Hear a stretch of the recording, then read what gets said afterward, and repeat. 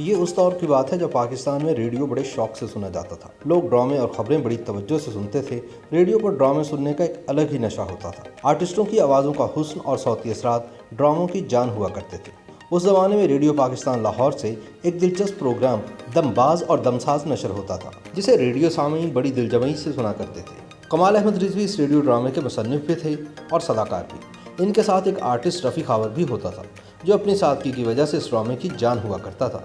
और कमाल अहमद रिजवी की चर्ब ज़ुबानी इस ड्रामे का खासा हुआ करती थी। फिर जब मुल्क में टेलीविज़न ने अपने कदम जमाना शुरू किए तो कमाल अहमद रिजवी अलिफ और नून का मज़ाहिया प्रोग्राम लेकर टीवी पर भी आ गए और ये ड्रामा देखते ही देखते लाखों लोगों की तवज्जो का मरकज़ बनता चला गया। इस प्रोग्राम में कमाल अहमद रिजवी अल्लन और रफ़ी खावर नन्ना के रूप में आता था। फिर यही नन्ना आगे चलकर फिल्मों का भी नैन तारा बन गया। अल्लन की अदाकारी में अय्यारी और नन्ना की अदाकारी में भूलपन और सादगी होती थी।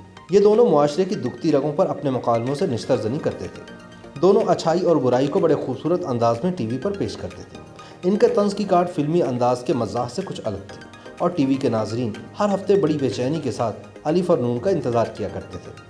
अल्लन और नन्ना दोनों एक दूसरे की बिसाखी और एक दूसरे की ज़रूरत भी थे। फिर यूँ हुआ कि नन्ना अपनी मकबूलियत की वजह से टीवी से फिल्मों की तरफ चला गया और अल्लन अकेला रह गया। जब नन्ना फिल्मों में आया तो इसके हमअसर मज़ाहिया आर्टिस्टों में मुनव्वर ज़रीफ, रंगीला और अली एजाज का तूती बोल रहा था। नन्ना की कामयाब एंट्री के बाद अब फिल्मों में मज़ाहिया आर्टिस्टों की ये चौकड़ी अपना रंग जमाने लगी।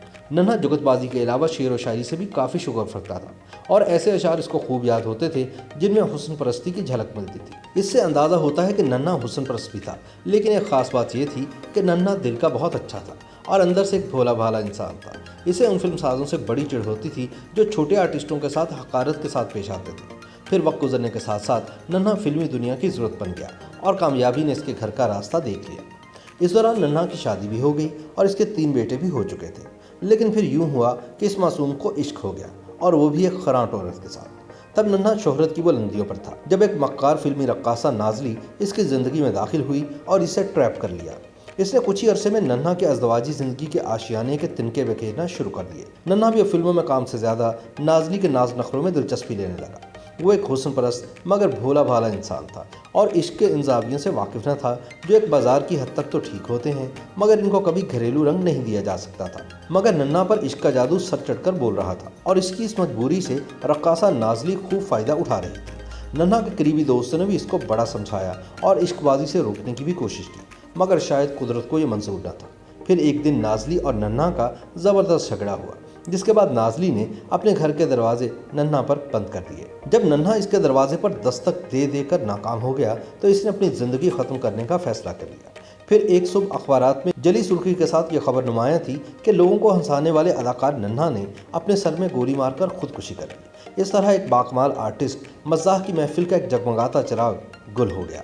2 जून सन 1986 का दिन जब भी आता है, नन्हा की अफसोसनाक मौत का तस्वुर करके नन्हा के लाखों चाहने वालों के दिल बैठने लगते हैं और इसकी याद में इनकी आंखें भीग जाती हैं।